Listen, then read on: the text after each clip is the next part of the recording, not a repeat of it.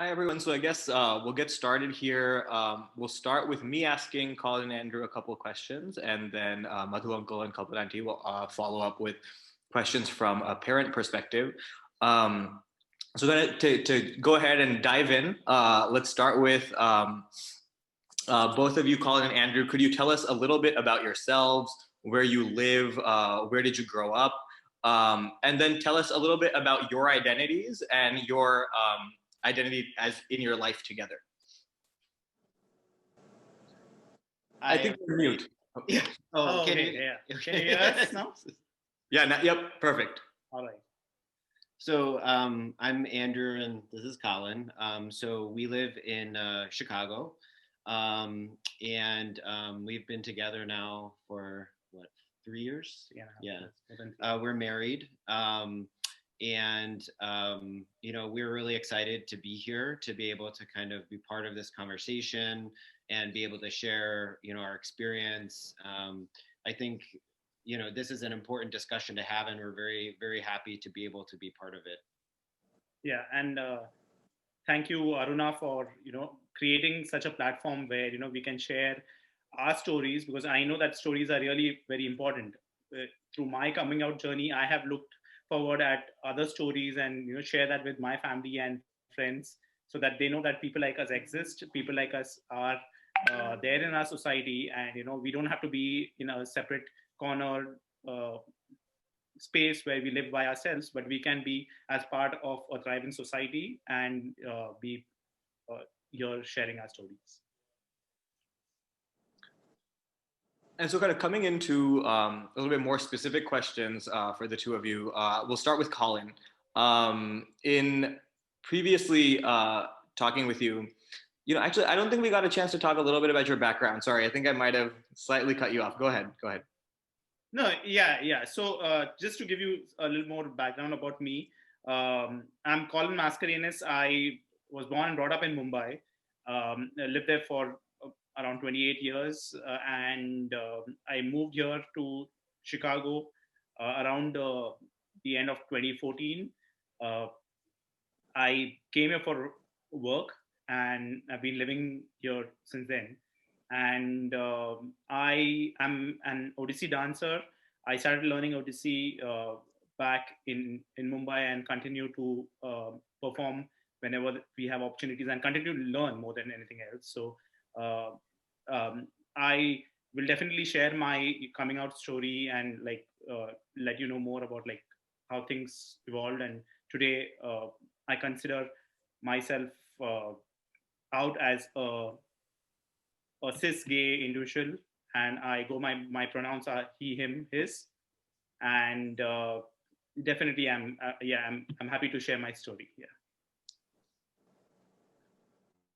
All right, so Colin, we've spoken before and we've chatted before, and I think one thing that stood out to me was you mentioned to me once, I'm very desi, and I don't plan on changing that. And I was curious how that played into your dating experience. Did you feel like you had pressure from individuals to kind of change your culture or dial down your culture? What was that like? Yeah, so initially when I came here, when I moved to Chicago, I just to give you a little more, a background from before. I finished my engineering, and till my engineering days, I was not completely out as a gay individual. And prior to that, I wanted to learn dance when I was in school. I didn't I did not learn dance. I mean, I started learning, and then there was social pressure where a Catholic Indian Catholic boy should not be learning classical Indian dance. And and what will he earn? I mean, how will he manage himself? So there was a lot of pressure. My family supported me a lot, but through that experience, there was a lot of baggage left on me from me growing up. So I used to try to uh, try to hide myself wherever possible from me being anything associated with dance. For that matter, I try to focus on studies. I try to be that good boy where I'm the school head boy, and then try to get into science, try to do engineering, and get into either either medicine or engineering, and try to focus more on studies rather than anything else. And then once I got into engineering, that is when I started started exploring my sexuality, and at the same time uh, meeting others from the community through online apps and all. And then when I came here, um, there was a complete cultural shock, when I started dating other men. Not complete, I would say, but in the fact that and I think that irrespective of even if you're like straight or you're gay, there has that, you're born in a particular way, you have some liking towards, you have experiences of things in school, colleges and all. And then maybe you may not relate to somebody who is basically a non-desi, or somebody who's maybe born and brought up here. And I'm not saying like this is right or that is wrong, or at the same time, definitely when you start interacting with them, you understand them more. But there could be a little bit of difference where somebody, but then can you really connect with them? Do you really understand what they're saying, or what they understand what you're saying? So there were a couple of other, I kind of dated other guys, and we, if I had to say, we had some cultural issues, when it comes to say, I'm a very social person, and for me, family, and I need to talk to my parents every day, which can be considered very desi in many terms. So like those kind of differences were there. So definitely I wanted to, and especially when I was meeting others, I wanted them to know that this is me, and I will not change. And this is one thing about my individuality, is that this is who I am, and I will understand the other person, but I don't want to change who I am with respect of whoever I am with. You also mentioned that you come from the Catholic tradition as a South Asian person. Do you feel like that played into some of this experience as well? Did you feel like you had to adjust anything in terms of your cultural presentation when you were talking to somebody?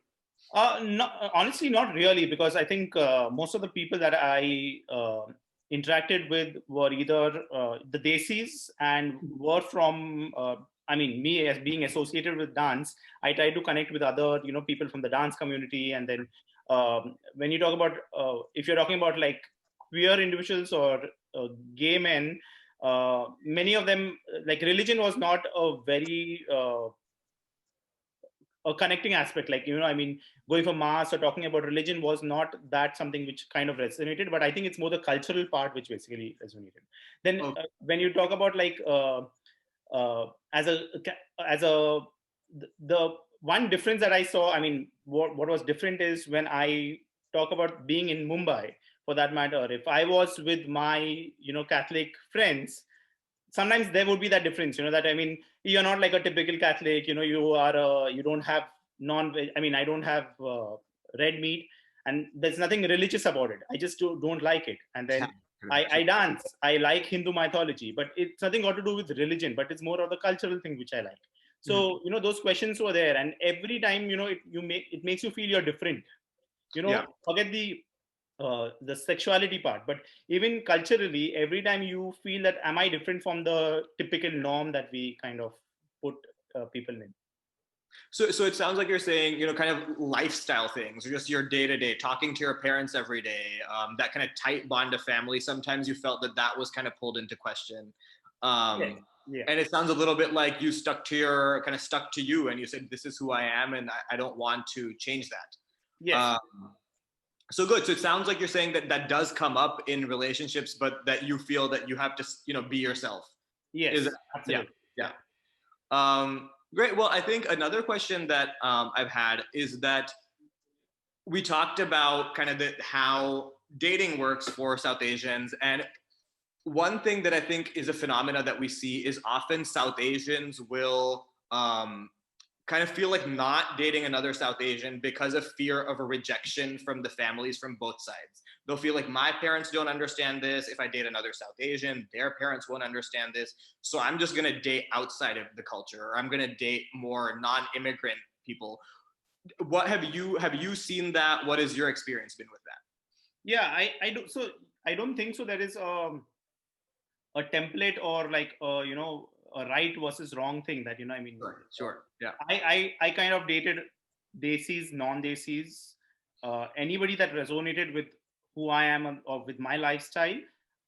I was happy to meet. And again, like just to give you another example, I met a couple of people who I thought would be like potential guys I could date or be with. Yeah. But then, to be very honest, I couldn't ever meet them.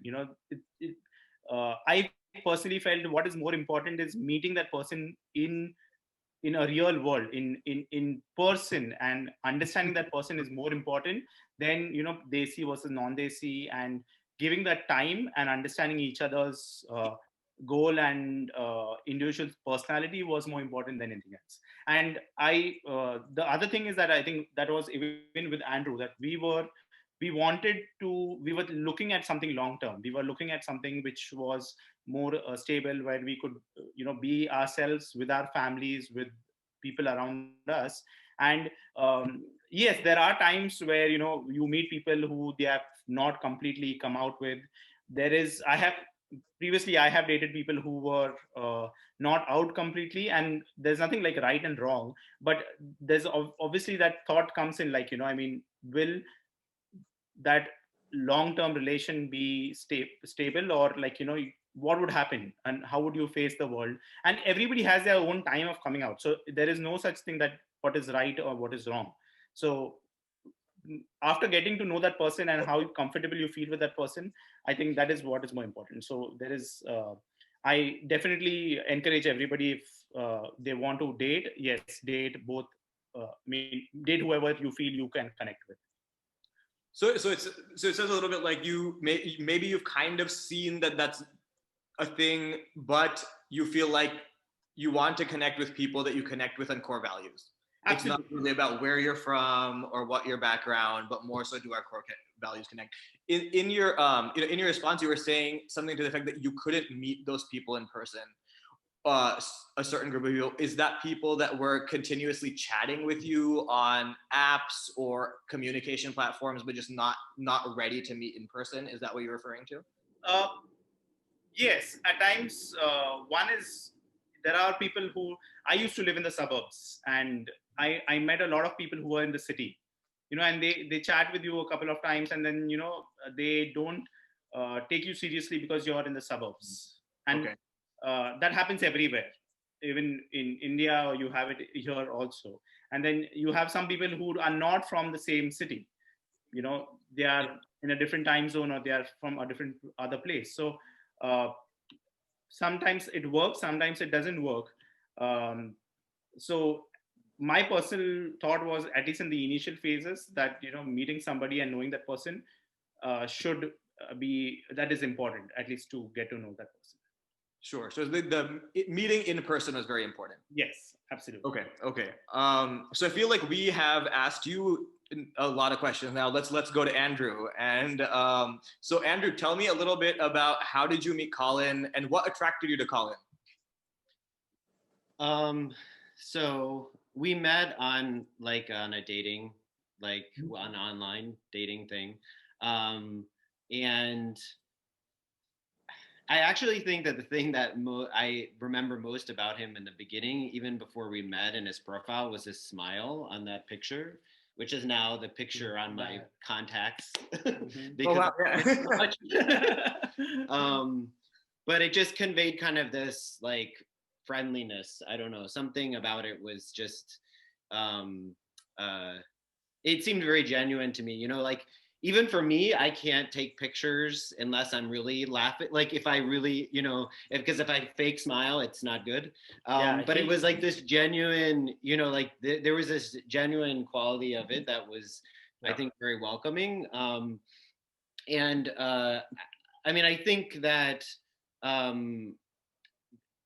think that there were aspects on his profile that kind of made me interested in that he, I kind of got a sense through the profile that he, his background and his culture was important to him. I actually, I don't know in what part we may talk about this, but before I met him, directly before I met him, I had lived in Nepal for 3 years, and I had traveled to India as well. So, and I've connected with that for a long time, more than probably a decade, traveling and learning and things like that. So that made a difference to me, because that was also something that was important to me, to be able to have that commonality and that kind of opportunity to talk and share those things. So that kind of also made me feel, because there were other profiles where it was kind of thrown under the rug or like not talked about at all. And so it was kind of difficult to know by that, kind of that aspect. And obviously on a profile, everything is kind of difficult, but yeah. Could you clarify thrown under the rug? What was thrown under the rug? Well, I think that it's kind of some of the profiles are just very bland, like very generic. Like you can't read much into it at all. Like you don't get a sense of the person, or their, as you work on, as many of the people on this may relate to, when you start looking at a lot of profiles, there was ones that kind of are just somewhat generic, and they don't, it's difficult to know why that person would be different than somebody else, and it's difficult to meet everybody, so you have to kind of get a sense of the things that stand out, and I think that those things kind of stood out to me and made me interested in meeting him.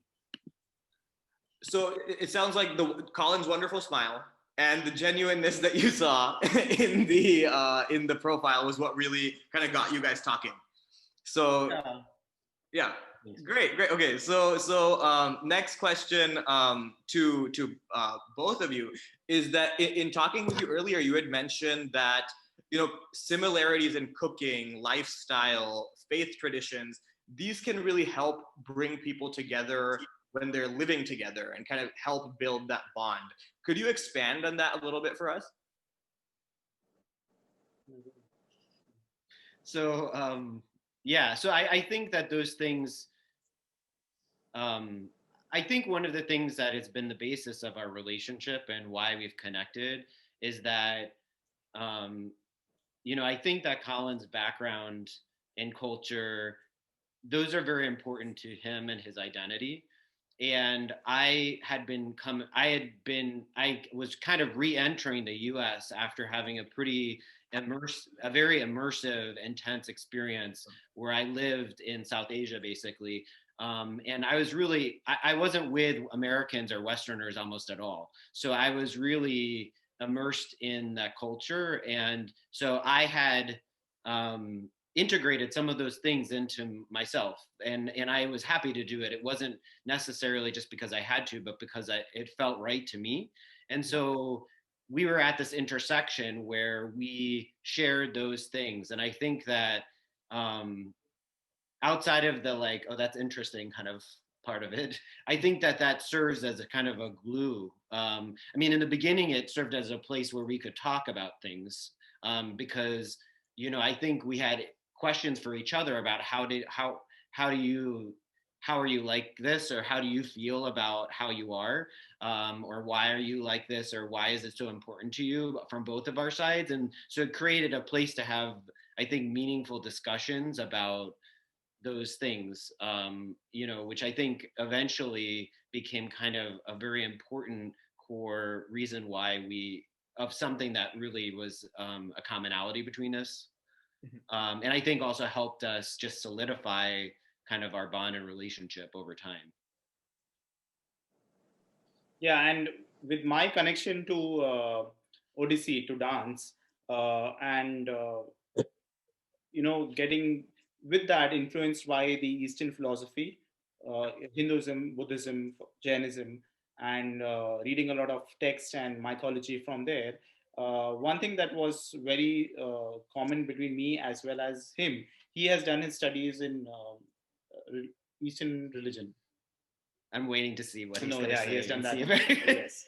And we kind of discussed that. At the same time, when I went to his house for the first time, I was surprised I was surprised when I entered his house. He had this tadka ka smell, and he had like a pressure cooker in the house, and that ghee ka dabba, masala dabba, the steel masala dabba, which I never expected like a non-desi Gora guy to have. So he Yeah. had all those things in his kitchen, which and I don't know, like you have those what do you call that, kutne ka, the stone. Yeah. Grinder, yeah. Grinder or whatever, the stone. He had all those things in his house, and I never, like, he told me, yeah, he has been to Nepal and all, and I was like, okay, fine, maybe, like second, any other person must have visited, traveled the place and all. Right.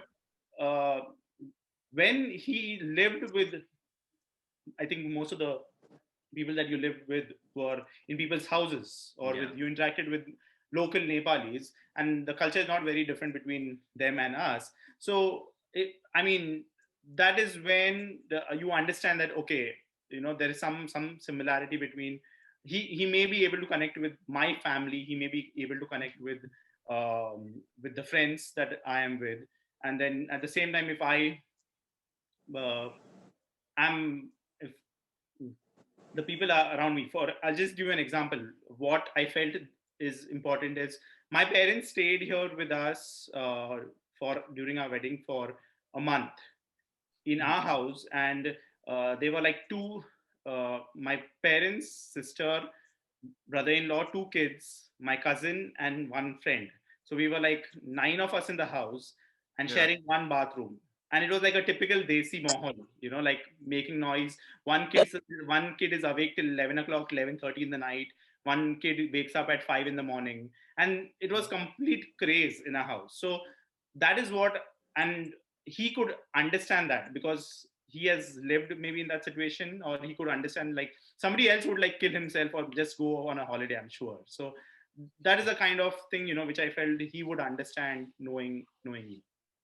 All my friends were like, if you want, you can sleep at our house. If you want break or something.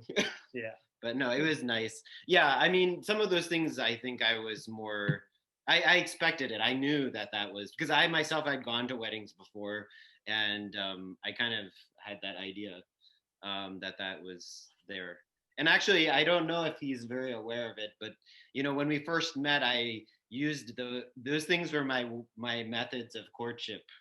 How good my tea would be, cooking some food, because it's not just having it there. I need to prove that I know how to use it. Yeah, and I am a big foodie, and he's a so, food. like, I'm a big Food foodie. is so important that Yeah. that was yeah. The metrics that were being used. Yeah. So it sounds like really those similarities in lifestyle kind of help you help that transition, or make for a smooth transition in kind of living together.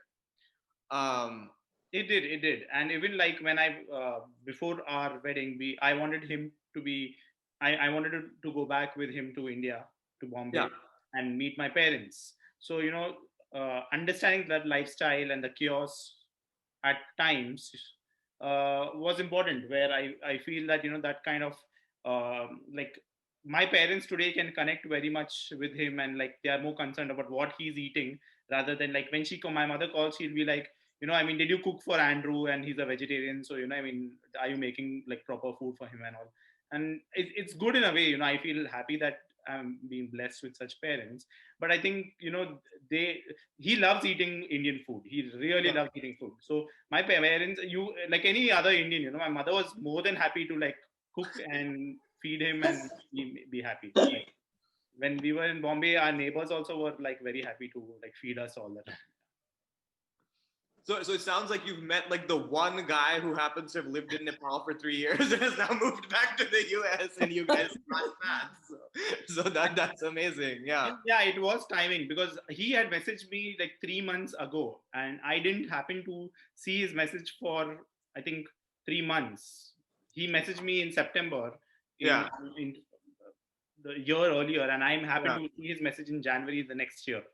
And his profile had like no photo of him, but it was a very detailed profile, like what he's looking for, where he's been. He wants to meet in person. He wants to know that person in like after meeting. He prefers physical, so those kind of things. And that meeting in the same physical space. Yeah. And then he made an effort also. Like, I remember those initial days. I used to live in the suburbs, and as I said before, like, most of the people in the city, he used to live in the hep area of Chicago, the Boys Town area where most of the Hip hangouts yeah, spots. Yes, most yes. like that's the happening place of most of the queer folks out there. And for him, coming from there and driving on a weekday for 1.5 hours to come and meet me on a Yeah, Wednesday means a lot. It yeah. shows that he's interested. It definitely shows that, okay, he's ready to put a lot of effort and invest in that relation. So yeah. The smile and the genuineness, it made him come all the Yeah, way yeah. every time.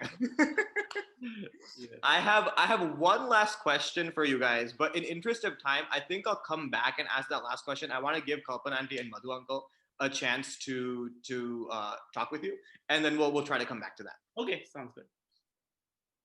I think you could continue. I was enjoying it so much. You guys can continue telling your stories. It is so entertaining and so nice and inspiring. It makes us happy. So Thank you so very much. nice. Yeah.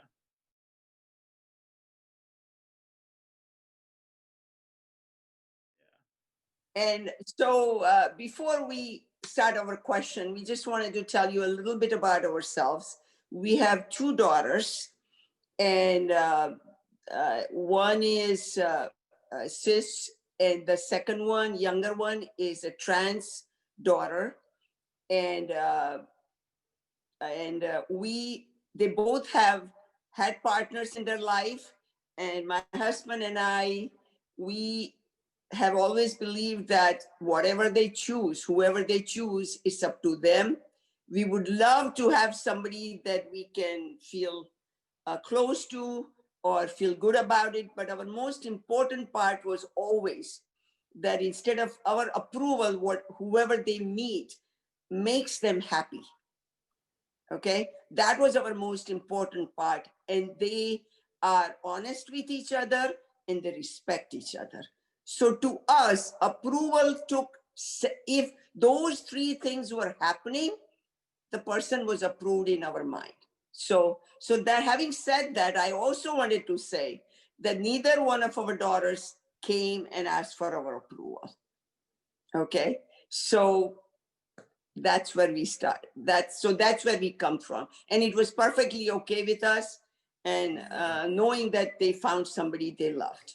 Okay, now coming to the question. So I guess it was important to me to find out, were you both out to your parents before you met and you started dating? Yeah. So my coming out process started in 2012 when I was back in Mumbai, and I did not even know that I would be here in the US. I would get a job here or come here on a job visa, and the whole thing, and I think that's the core of my fundamental value, or my funda, is that I am who I am, and irrespective of whoever I am with or where I am, that doesn't change. Tomorrow things may turn out to be different, or I may for some reason have to go back to India, or for some reason, but the fact is that I still remain who I am. And this thing was a very core thing when I came out first to my sister, then to my mom and to my dad. And it definitely took time for them to accept who I am. I had to keep on give them examples, like people like us exist, give them more examples about how the world is changing and there's more acceptance happening. And even after me coming here to the US and they being there, there were times where you either call it like a blackmail, or a little bit of pinching them, where they say, yes, son, I miss you and all that. And I had to let them know that, okay, we are distance, but you need to understand that I want to be transparent with who I am. Like, I don't want to live two worlds.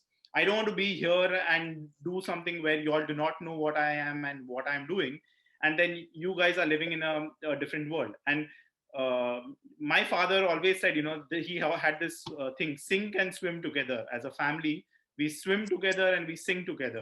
So I always told him that, when you taught us these fundamentals, or you want us to be open and transparent about what we are doing, that should include also things like who we are with, who I had a meal with, or who I am staying with, sleeping with, what I'm doing, going out, meeting my friends. And that was very important. So over the period of time, it um, with education, understanding like what exactly it is, going to doctors, that took time. And then it basically they got to know basically more about me. It took time, so I would say like 7 years till I formally I introduced see. Andrew to. And I see. Andrew, what about you? Did Uh, your parents? Yeah, yes. So I was out to my family when I met Colin and we started dating.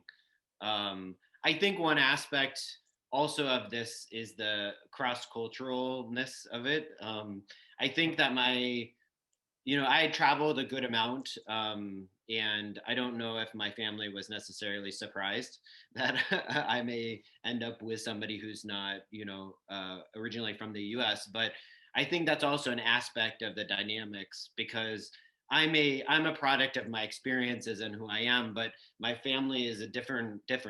So I think when we were dating and together and then got married, there was that kind of bridging that was occurring also. Um, but yes, I was out and open with them, so it wasn't difficult to talk to them about Colin once we were at the point where I wanted to introduce him to them. I think that's great. Very admirable. Well, Great. well, I'm happy to hear that you both have been pretty transparent to respective family members also. Uh, and as parents who we are, I think as some people may want to know uh, that there is in India, Colin, you might know the family is extended family. It's not just father, mother, sister, and brothers, but we have so many other relatives and a very much value of grandparents and family on both sides, mother and father side, right? So I don't know about, so how did all of them accept both of you? And Andrew, you can also say from your point of view that how you are accepted and how your family accepted Colin and his family. yeah, so I'll start with my journey. I till 2010, I never accepted like openly, okay, this is who I am. Even I would say it's a process. It's a never-ending process. So from my childhood days, the experience that I had to engineering and whatever, it was in a very private, personal kind of experience. And then after one point, I started like taking those baby steps. I first came out to my best friend, then some other friend, and those kind of things. And after one point, before my sister getting married, I came out to my sister. I wrote her a big letter and spoke to her. I then came out to my mom and then came out to my dad. And initially, my dad was really terrified. But having said that, when you talk about the second, the extended family, like I have my Masi who's in Australia.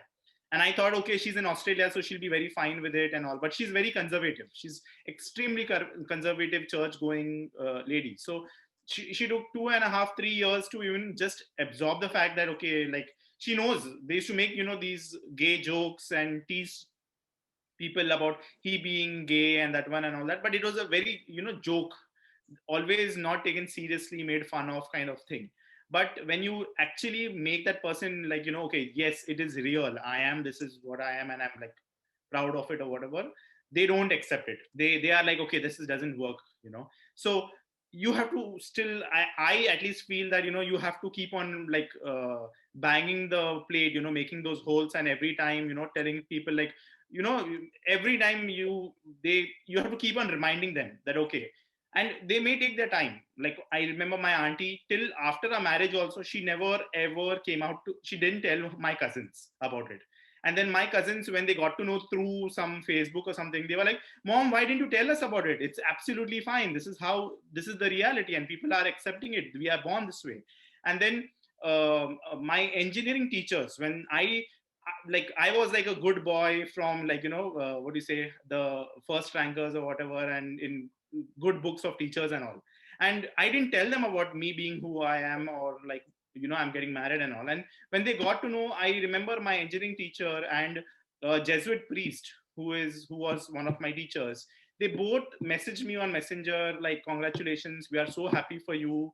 And they are in 70s and 80s. I'm not talking about like a generation which is like, of a new generation. So my neighbors, for that matter, when I left it to my parents to let them know that, you decide who you want to tell, because you are living, like, for me it's very easy. I live in Chicago, I'm privileged, and I'm talking big things. But when my family is back in Mumbai or in India, they have to face a society and all.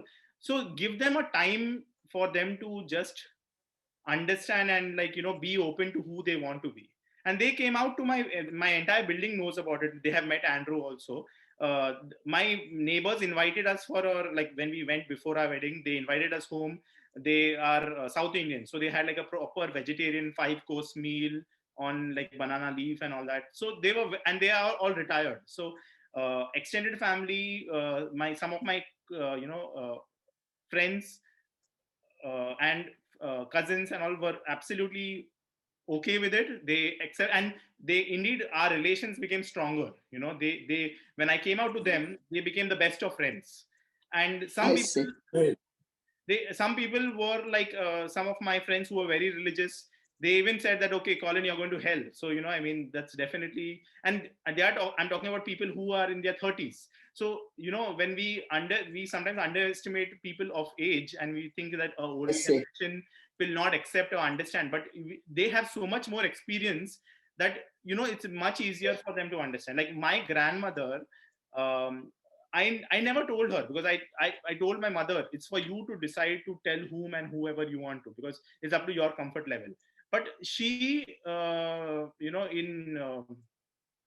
she may not understand it or whatever, but she said congratulations. And then she speaks Konkani. So she says, Tujhe bail kashe hai, means how is your wife? She, she doesn't understand what it is, but she doesn't know how to like call my husband or wife or whatever. But, and she's 90, but the fact that she's asking about it, she's caring about it, she has met and she smiles, talks to it, itself shows that she understands this thing. So we sometimes underestimate. Very open. Huh? But I think what you just said is remarkable, that the 30-year-olds were not ready to accept, Yes, but the 90-year-old was. Yes. So it doesn't, the age is, this is independent of age. That's what you are trying to say. Independent of age. And very good. It's definitely independent of age. And what kind of education you've had or where you live. Exactly. And open mind and open. For that matter, I'll tell you, even not education, for that matter, I know a lot of people who are extremely educated, but they can't accept it. For that matter, I lived with, growing up, I had a bai in my house, my Aya, who took care of me as a kid. And now she has her own son and all. And when I told her about her, she's like, I always had this feeling, that Colin, you were different. And I just love you the way you are. And, I'm so happy for you. Wow. Very nice. I think it's open mind and open heart. Yes. We are happy that your experiences have been so pleasant, even though it took time. So my next question is, when you came out and said we wanted to get married now, they accepted your relationship. Did they always know that you will get married? And also, were they open to inviting all the family and friends? And how was the reaction of family and friends? There were some people who said, no, we don't want to come, or what was the whole experience? Okay. Yeah. So, yes, I think at least the past few years, we are seeing a lot of, individuals coming from the queer community and getting married. And that I see. for us in the past, I think this is a reality in the past few years, right? So when I'm talking about like 2015 and 2014, I never expected, there was no such, even imagination or thought about the fact that, something like that could happen. And every time I saw some two individuals getting married, the first thing I would do is like show this to my parents. And it's not that it's, the goal of life is basically to get married. Again, that is not how it should be. But the fact that there is a possibility for something where you have been banned to do for so many years, and definitely we can be with someone and have we want to be with someone and just live a regular life like anybody else, is a completely different thing. So when I came out to my parents, I didn't know what to expect. I initially, like, till they booked their tickets to come to the US, I was sure they will never come for the wedding, because for them it's, I even they see. accept the fact that they accept your children who you are, you never seeing your son getting married to another guy in front of the society is very challenging. You may accept that person as Yes. an individual, in the four corners of your house, or in, like, if I go with Andrew, it's fine, dunya kya kahenge, but friends hai, yeah, they'll just be like two friends or something. They may think that way, but seeing your son getting married to somebody in front of the world is, it is difficult. We have to even look at their side of the how Right. they feel their emotions, right? So I came out to them. I spoke to them about it. I tried to show them some videos or photos of, two guys getting married and two women getting married, and then they were fine with it. My family and extended family, my cousins decided to come. A lot of my friends and all we invited, they came.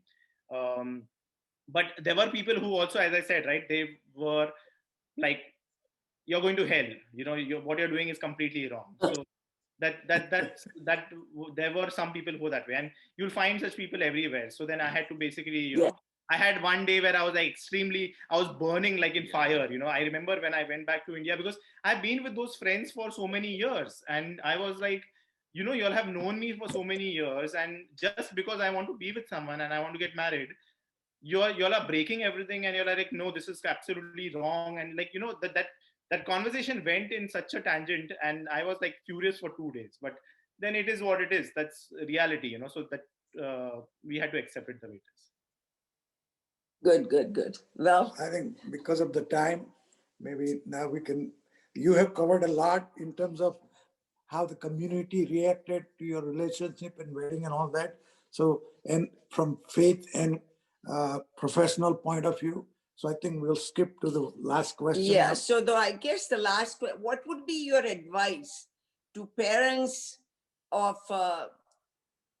gay Or trans- sons or or trans or LGBT kid, if they have it? What would be your advice for the parents? Because many parents want their child to be settled.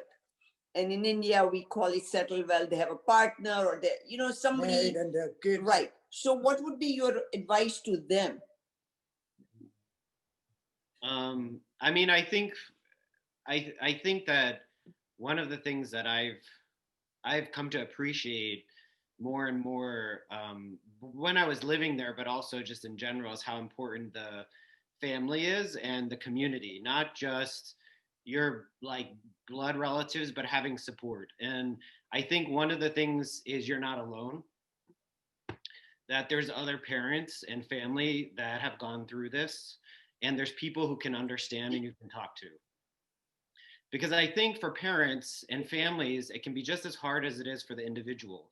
And that's not just in South Asia. In the US, that also happens. And families, parents, they won't talk to anybody because they're afraid, because they're afraid to be judged. And I think that, at least in the context of the US, I think sometimes parents are judged by their children, their success or failures of their children.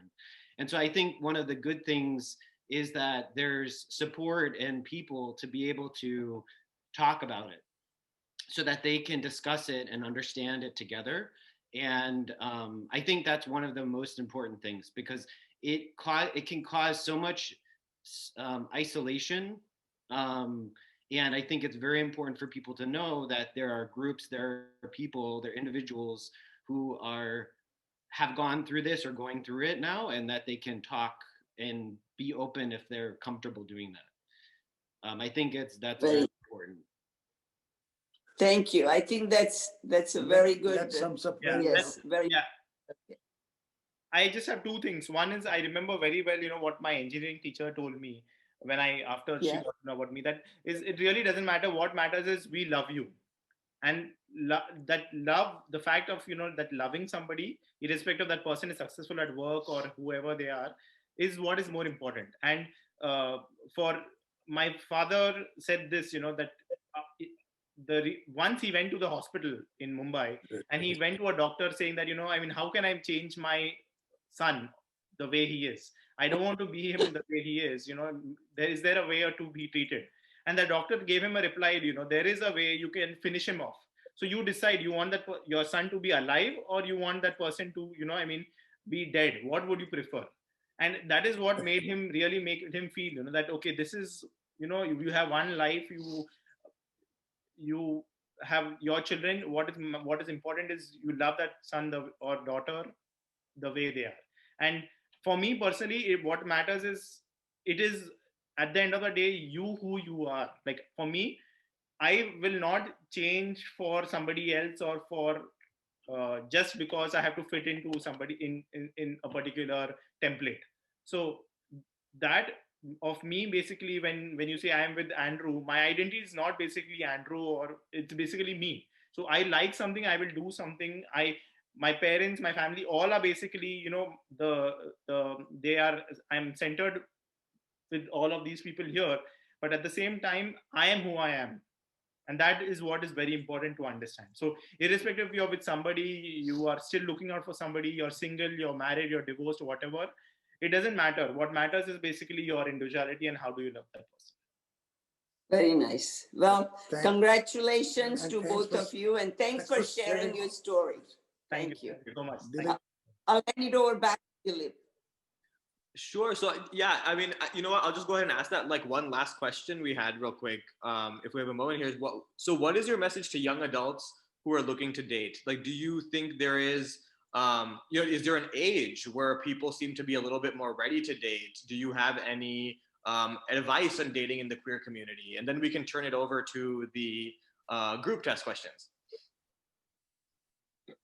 Yeah, I don't think so. There is any hard set rule or a Yeah. template that I can say, like, okay, like my friends ask me, how would it be different if you would be with a Desi or non-Desi, Indian who's basically born in ABCD, if you call it, like a guy who's born, brought up here, versus who has been in India, or somebody who's a white guy like this. So there is no such, one particular template that you follow this rule, or, you'll be able to get, it's just your journey, and you have to keep on exploring. You have to basically understand what works. But at the same time, one thing is very important is, I know it's difficult during this day of COVID that you can't meet a person, like you can't meet people often and like meet in person, but that interaction is very important. Like before getting into something serious, if you're not spending time with that person, or the person is not ready, like you spend hours on the phone, but if you don't meet in person, that's not a good sign. Andrew, I feel like we haven't heard from you. I want a sentence of advice from you as well. I think it's difficult. I think that it is difficult. I think with the whole online dating kind of scene, your total population you can reach is much higher, but you have to sift through them a lot more because they're not people being referred by friends or people that know you. And I think the other thing is, I mean, it all depends on what you're interested in. If you're interested in a long-term relationship or not, I mean, it doesn't matter what you're interested in, but if you're interested in that, you need to really think to yourself, what qualities or what things are important to me that are going to keep this relationship going for the long term. And you just have to also find somebody who's interested in that, because that also is a compatibility, thing. But it's challenging. I think it's just it's difficult sometimes to Yeah, and to find things people. are never perfect. If you're looking for something perfect, that I think that is another thing. When I speak to a lot of individuals, they're like, "Oh, I'm looking for my prince and the perfect guy, and I'm never like still waiting and all." Like there are so many differences Yeah. between us, And they're like, not going to be like delivered to you like perfectly. he That's not the way this works. yeah I mean, he you hates a work lot. Yeah, through the relationship, and it's the core things that are important to you. That's what should be, I think, compatible. yeah. So here we can't customize a spouse on Amazon and get them to our doorstep. There is one other thing I just wanted to mention, if that's okay. I mean, I think one of the things that I think is important just to say, and I want to say, is that I think we both realize that we've been incredibly lucky and privileged by the way that our families and our relationship has been. And I think that it's important to acknowledge that not everybody is in that situation. And at least I mean, I think I can maybe speak for him too, but Yeah. One of the reasons it was important for us to be part of discussions like this is to have that discussion and share. But I also think it's important because there may be people listening to these things saying, well, that sounds great, but that's not what situation I'm in. And I think that that's also, that's the reality. Yes. And it's about hearing and expanding the examples and the experiences that you've heard of to understand, and to draw support from being able to listen to other people's stories and what's happened, and also to know what's possible. Because I think that sometimes the limitation is in our head. Like, we think that it's not possible because we haven't seen it done or imagined it happening, but that doesn't mean it can't happen. Yeah. So I just think it's important because I think that, we are very thankful for the situation and what our life has been, and our how lucky we've been with our families. And we acknowledge that not everybody is in that type of situation. But I think we still can draw strength from each other and share for each That's other. true. Yeah. No, Very I much. think it's an excellent point, and you really said it wonderfully. That we're not all in the same situation. There's different family dynamics out there and different constraints people have. But I think with that, Madhu auntie and Madhu uncle and Kalpana auntie, do you think we should go to the group for questions, or do you want to add in any last questions? No, I I think think one thing I want to add. Yeah, go ahead. I think it's the positive attitude that both of you are demonstrating. I'm pleased. And that is the message everyone should have. You should have positive attitude. You can do anything. Your mind is your limit. And I like that answer. Thank you. Absolutely. Yeah, with that, let's get questions from the group. Thanks, guys. Thank you. Okay, I'm going to get started actually if I don't see anybody popping up, because there were some questions that people submitted ahead of time. And one of the ones that was submitted was, how can we respond to homophobic and transphobic attitudes, particularly when religious dogma prevents people from accepting alternate viewpoints? Andrew, Colin, you want to have a response to that? Okay. Yeah. So definitely, I think you have to accept the fact that you are going to meet people who are homophobic, transphobic, and religion is a very one of the major reasons for this stigma as well as phobia. And I have me born and brought up as a Catholic, and people that I've met who have told me that I would end up going to hell. I've tried to have those discussions, spend time giving them examples, showing them what's happening around the world and how things are changing, and how there are impacts to the kind of phobia and hate that queer individuals need to go through. It may be depression, mental issues, drugs abuse, or any other things because of that. Make them realize that this is the reality of life, and this is how, by not accepting that people like us exist, because I know a lot of religious people focus on, development of youth. We have youth groups in our churches and parishes, or in most of the communities which want to develop and make sure that, most of the youth are doing well, but they don't want to accept the fact that, okay, there is the queer section also that exists here. So yes, try to speak to them, give examples, but at one point when things don't change, you have to let go. You have to understand that such people exist and try to give your best and then let go.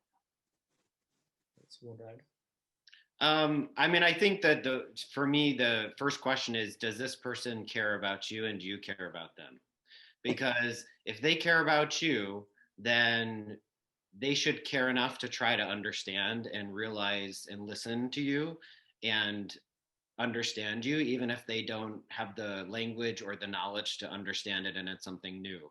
If it's, and I think with some people, if it's somebody you've had a relationship with before, your friends are in the same community, at some point, what happens is it becomes either you accept me like this or you're not going to be part of my life, because you will not understand the important people in my life because you cannot accept that I'm dating who I'm dating, or I'm married who I'm married, and things like that. And it's maybe harsh, but it is also harsh to say that you don't recognize who I am. So I think it depends, but I mean, the random things that happen out in public and safety and stuff, I think that's very hard. And that's much larger issue, a societal issue, I think, that has, different answers, I think. I think Anupam has a question. Anupam, you want to unmute yourself and ask him? Sorry, hi. Thank you, Colin and Andrew, for sharing your story, and thank you, Dilip, Kalpana ji, and Madhuji for asking those questions. Colin, I remember you mentioned that you were so desi that you used to call your parents every day and tell them what you ate, who you met. I used to do that too.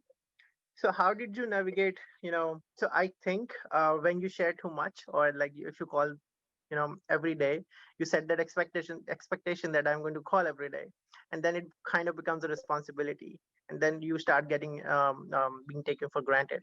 So how did you navigate that expectation that, oh, we control the life of our son, and he even tells us what he ate and what he drank, as compared to that you are making this choice by telling them, and you don't owe them this information?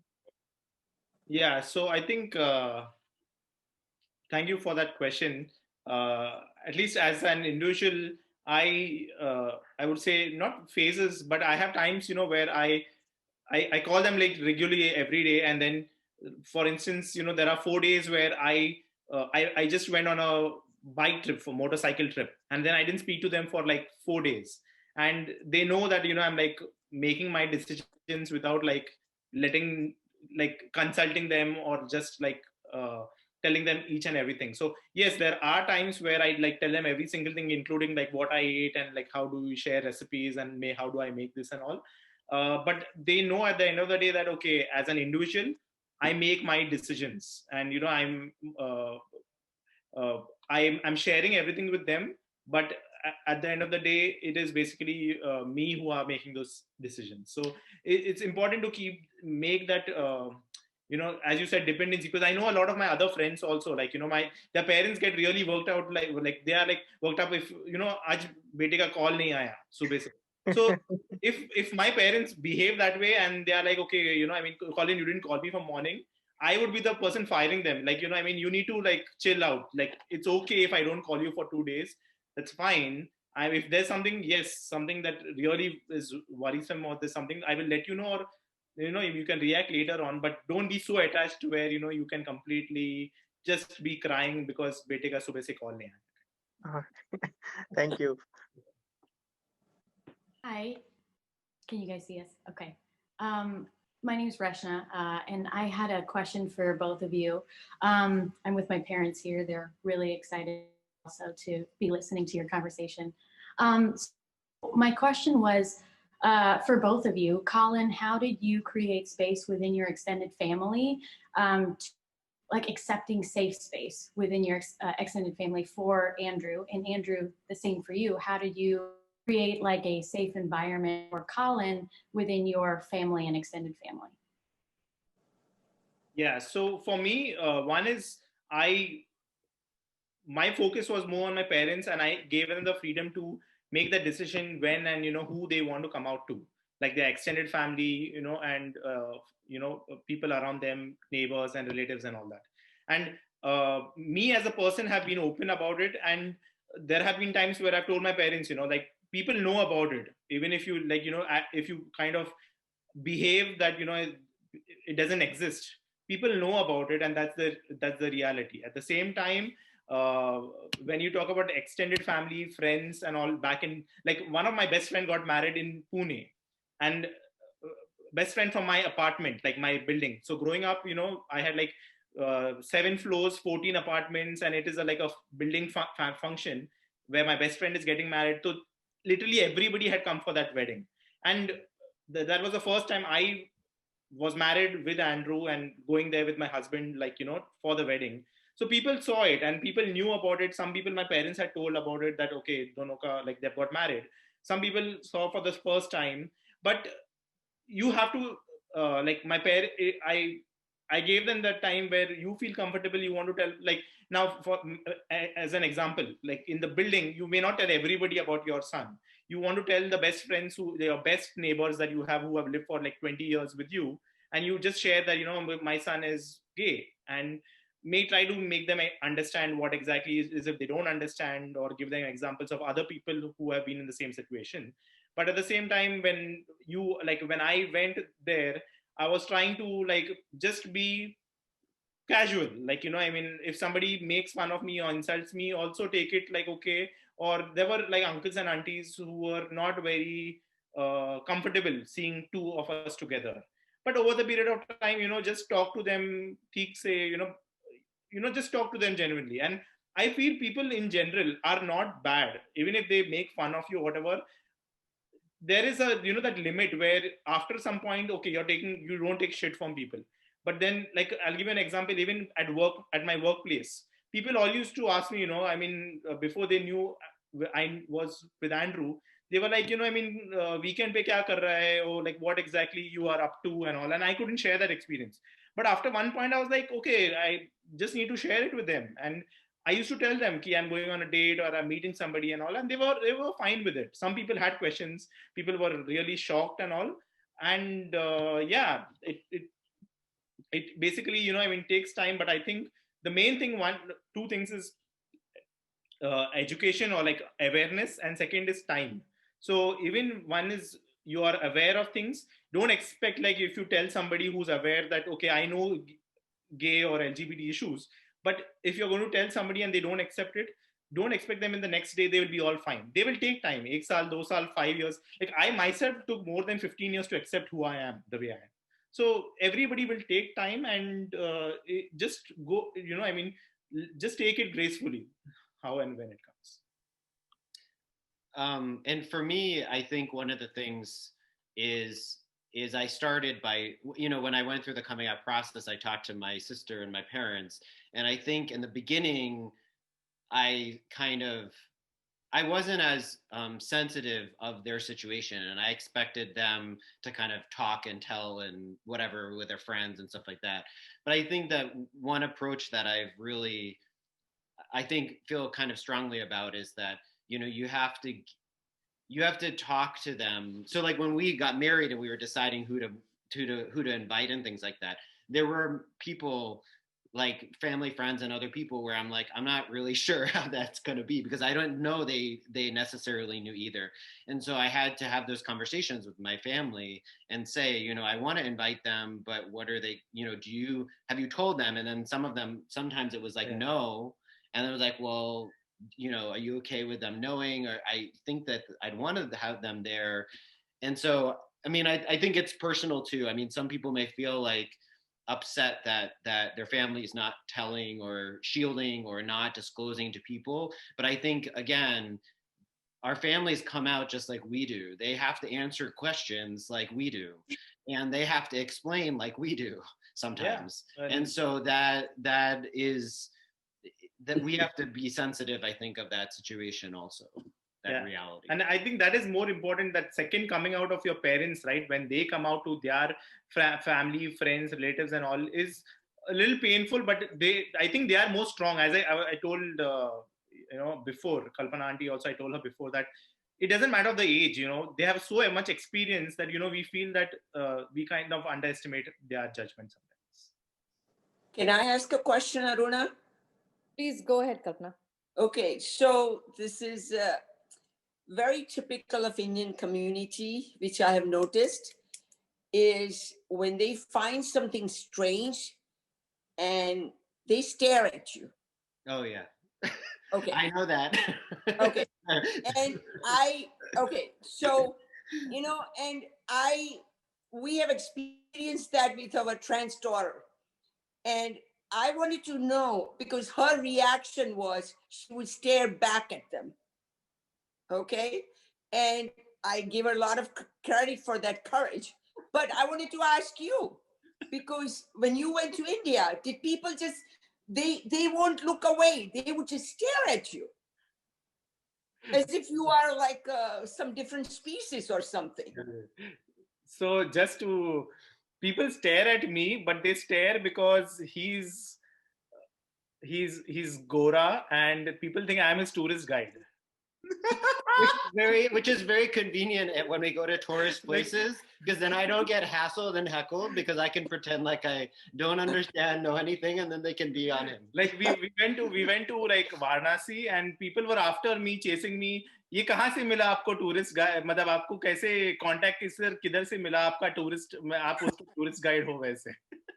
So yeah, jokes apart, like yes, I know those situations, and personally I think that has been something which is a kind of I wouldn't a baggage, or that there are moments that I'm a classical dancer, and for me there has been stage fear all the time. Like for me, talking in front of people or in public makes me anxious, and I had to, even for that matter, stage, like when I started learning classical dance, and the first 2 years, my guru used to say, I mean, aise shakal kya bana ke rakhe, like an idiot, like, because I always feel somebody staring at me. I'm on stage and people are staring at me, and like they are basically looking, I mean, somebody's gay who's basically dancing. Why is a male guy dancing? That kind of fear. And it may sound funny or whatever, but yes, everybody stares at you, and there are moments where you are really, you don't know what to do. And as you said, some people stare back and give back. Some people get affected by it, and some people feel that, okay, I just need to go in my corner, where I don't want to meet people who are staring at me. I don't want to come for these family functions, or I don't want to come for these things where people will look at me in those with those lenses where I am thought of. So yes, there are these moments which happen, and it's a learning process. It's basically, I mean, it's basically how that's basically your journey of like coming out and accepting it. Because even for that matter, the first time when I went with Andrew for the wedding, I could make out, like, it may be consciously, unconsciously, you are always feeling like you are the focus of attention, where I am like he's my husband, and I'm going with him for that get together where I've lived with people for 20 years and everybody's looking at me. It feels really, that fear is there, or that thing is there, but it is what it is. You have to accept it and just let go of it. Well, and for me, it's very uncomfortable, because I'm more of an introverted person.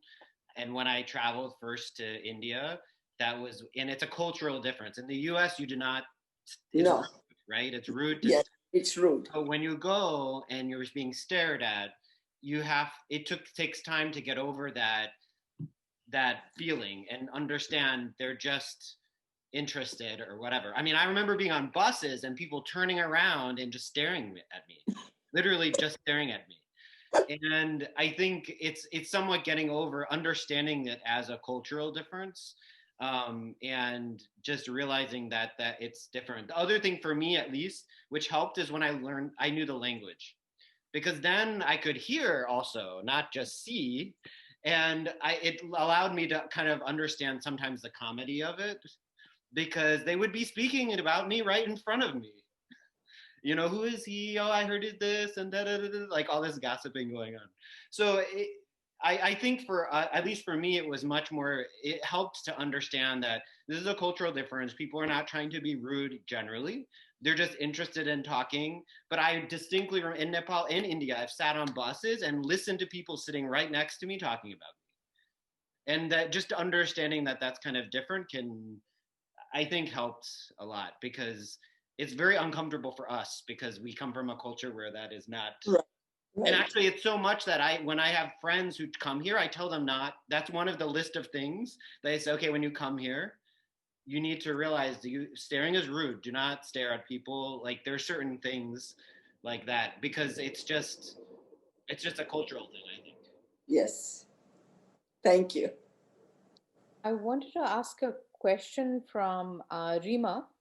And basically, she is asking what kind of education did you have to provide for your parents? And I guess she means not just like what coming out to them, but also, what kind of information did you have to provide to them about like what does being gay mean? And after that, I wanted to actually ask Sandeep to speak, but let's see if we can get him to do that. But that was Rima's question. Yeah. Okay. So I think something that they will be comfortable or they kind of connect to. What I mean by saying is there's another couple basically who I always I look forward to and like always respect them. And they are Maharashtrians. And my mother, for instance, she watches a lot of Marathi serials. And my dad also is connected to a lot of Marathi literature. So I shared them that video of both two of them sharing their experience and connecting with them on that language base. That okay, there is a person who's Marathi or who's living a very regular life, and those kind of examples. And the more examples I got from through Facebook or social media about people being together, I used to share it with them. And it's not only about being together. Like there was another some guy from IIT Mumbai who had shared his experience about his coming out story, and there was another a lesbian woman spoke about her story, and I'd give those videos that were available. I shared that with them, and the most important thing is time. Like what happens is you speak to your parents and then they react in a wrong way, and then you give up, you stop talking to them, and you are like, okay, they don't get what exactly who I am, and give up, and then stop that conversation completely. And then you go your way, they go your way, you came out to them, it was a disaster, and then you leave it there. And that is not right according to me. Like even though it was bad the first time, give them maybe a month. Second time again, like speak to them about it, give it another month, a year, 6 months. I took 3-4 years for my parents to actually start speaking about things in general openly. My father, I had like a cold war between me and my father for 2 years, and it may sound really bad or pathetic, but this is what happened. At one point we had such a big fight that I had to actually take a bucket of cold water and pour on him on the sofa he was sitting on. Like I have done those things, and it may sound funny or whatever, but that's the reality. It's like I am not going to give up. I will speak to them. They have to take examples and understand who it is, and that conversation should not end. That is what I feel.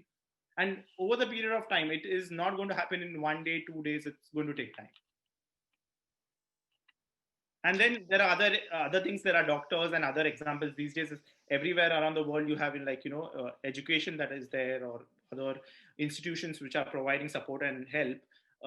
You can reach out to them. You can feel free. There is this like similar to Desi Rainbow, there is Swikar, which is giving support for parents in Mumbai and other places. So there is a lot of resources available today in today's world. Yeah.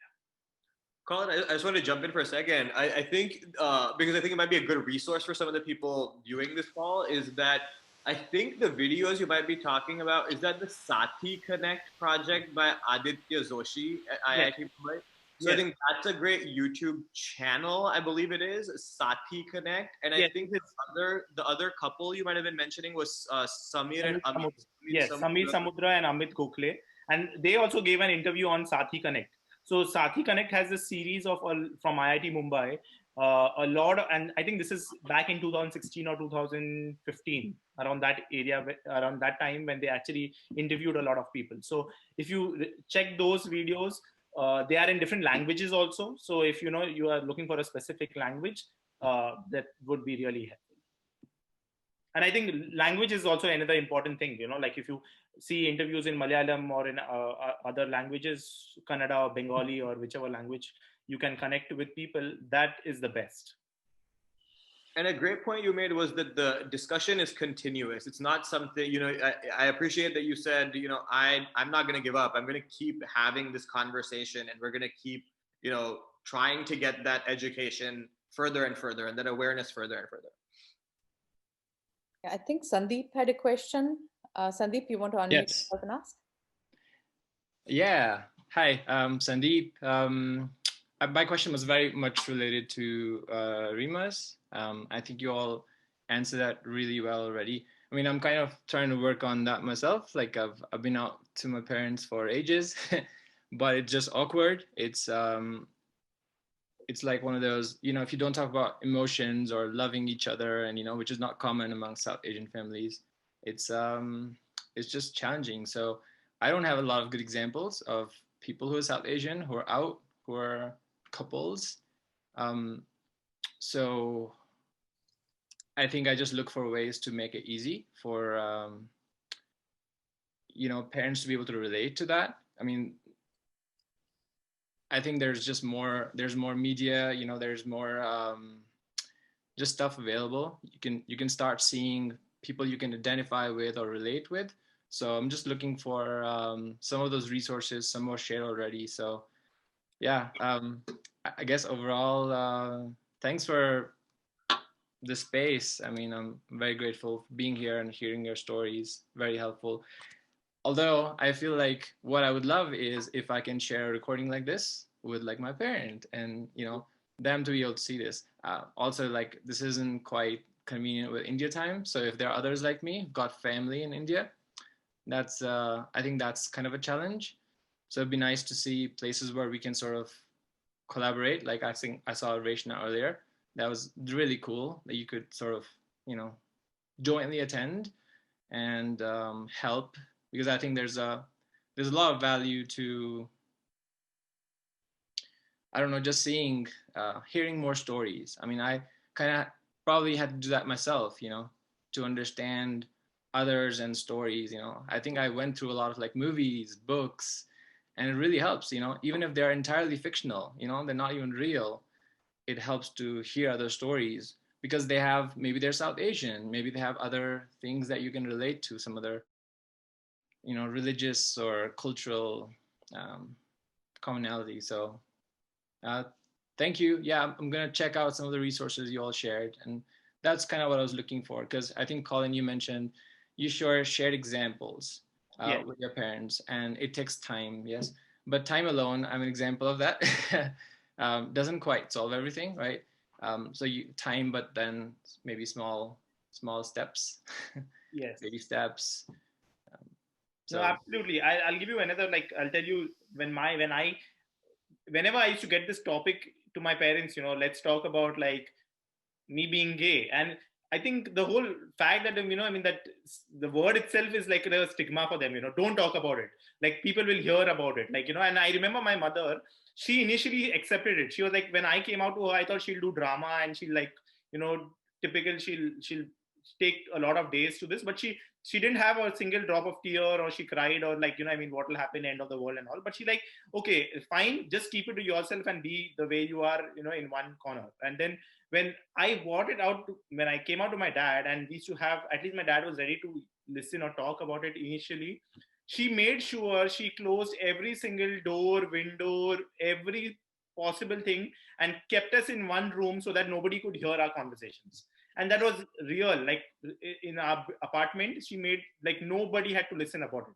And then there was a point where I had to literally tell her, when I moved to the US, and for my holidays, I used to go back. I tried every time whenever I went back one day to spoil their day by like, getting this topic and talk about it and like, ruin their day. But it was good because at the end of the day, I feel that, okay, that's paid out. And when I used to speak to them, one point I had to actually come out and tell them, like, let's talk as adults and grown up adults, and let's sit in the living room, sit on a table and talk about this. And let's be like, this is reality.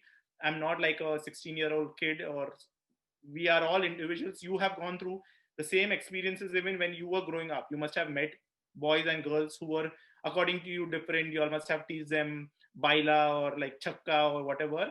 That's reality. And there is also a reality that some relatives who you thought maybe like that, but they have got married to women, and you still have a thought, how they have kids, or those kind of things. That's also a reality. So if you don't need to go far away, this is basically reality of life. So let's talk about it like adults. I mean, I think the other thing that I would just mention, and it's, I think, universal, is that I think for some relationships and some people in my family, it took years for them to talk to me about it. And what finally made them try to talk about it, because they knew that I would talk about it, is that if I had the chance, was that they realized they were missing my life. Because they didn't, without accepting this, they knew nothing about instead of being like, where's your girlfriend? Are you dating a girl? All of a sudden that was gone because they didn't want to touch it with a 10-foot pole because they were afraid that, but then I would drop hints and talk like I was dating somebody, and they realized they knew nothing about that. And it started to be very, I think, difficult for them because they realized that they were missing this part of their life. And I wasn't as like pushy, I think. Yeah. But I think that made them realize, like, and also I remember my sister telling them, like, look, if you don't talk to him about this, you're not going to know any of that. And is that the way you want it to be? Like, do you want it to be, and I think that it's very difficult, but I think that also can sometimes help, because if they realize that this is who you are, and that you're going to end up having important people in your life, and this is going to be part of that, then it's sometimes hard to ignore forever. But it can take time. It takes years sometimes, unfortunately. So folks, we are kind of getting towards the end of our time, but I did want to ask one last question, and if you can keep your response brief. I don't know if it's possible since it's a complicated question. And then I'm going to ask Kalpana and Madhu and Dilip to wrap up the event. Sailish's question is, how do you resolve your differences as a couple? And are these differences, of course, augmented because you're interracial? But in general, what are the big picture rules that you use to resolve your differences as a couple? That's like a 24-hour question, but we ask you to do it in 2 minutes. You can answer. So I guess I think the first thing that I would say is I don't think in a lot of ways we're different than any couple. I think that one thing to realize is, like, I remember when we got married and I talked to friends of mine, straight people, gay people, whoever, who got married, there's certain things that with relationships that are universal. And I don't, there may be some nuances and some dynamics that are different, but I think that a lot of it is very similar. To me, it's what's important is communication, which is not always easy because you get mad and then you can become like a 10-year-old very fast, or 6-year-old or something. Is communication. I think one of the things that's helpful for us is that because I understand some of the cultural things. I understand that certain conflicts we have are based on cultural differences. So I realize that it's not a personal thing necessarily, but it's like something that's drawn from the fact that we come from different places. And I think also the other thing, and I don't know, I don't know if this is the dynamic in general or not, but is understanding that we are together, but we have our own stuff. Yeah. We have our own things. Like, we share everything, but like, it's okay to not be like attached all the time. Yeah. Like, you go out, he goes and goes dance, goes to the suburbs and does dancing for some time, and I'll do other stuff. And I think that helps balance things. Yeah, and I think definitely, like as he said, we have our differences. It's never going to be like a very smooth, lovey-dovey process, and that's with anybody, straight, gay, or any two individuals for that matter.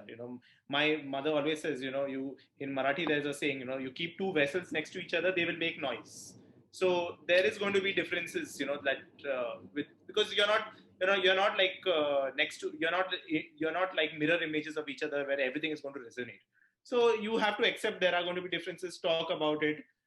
You need to give each other space. I understand there are days when he's really mad at me. Most of the days he's mad at me, and then some days I'm mad at him. But no, just joking. We try to make those, our differences, sort them out, talk about it, and give each other space. Thank you. I want to thank you both so much for taking this time to sit with us and chatting, pre-interviewing, trying to get to what material might be really helpful for people. And thank you so much for your time. I enjoyed every conversation, and I think I will continue to enjoy them every time we have them. Kalpana Aunty, Madhu Uncle, do you have anything you want to say? We echo Dilip's sentiment here. We enjoyed your story. We enjoyed each of you independently, and we learned a lot from it. And I am sure that the people who are watching you, they learned and it helped them also. So thank you. Thank you for your time. I'll add only one comment. I learned a lot. And key thing is we are all human. Yes. We have to respect and treat each individual as human. And we have to give them space. Thank you. Thank you both. Thank you. Yes. Thank you For having. Thank you so much, Aruna, for having us and creating this platform. I have seen so many, I've been interacting with so many queer individuals, and I see a lot of disconnect in a lot of the communication between family and the individual. So this is very much needed. We need to share our stories. We need to connect with our elders and our family. And Aruna, you're doing a great job. Thank you so much for doing this. Thank you so much. And I want to give a big shout out to Dilip, Kalpana and Madhu for being such first of all, for just conducting this event so beautifully, but also for just your time and your love and your compassion for the community. Thank you. And one last thing, I wanted to thank Aruna Aunty for, again, just being such an amazing, she is a mom to us all. My God, like the continent is looking at her. We all know her. And when I approached her, I was like, hey, can we do this series? She and Anupam were like, yes, let's do it. And really finding these great, enthusiastic people to work with. I feel so lucky, and I'm so happy to have met you. And please, Aruna Aunty, keep doing this great work. Thank you so much. All right. Bye.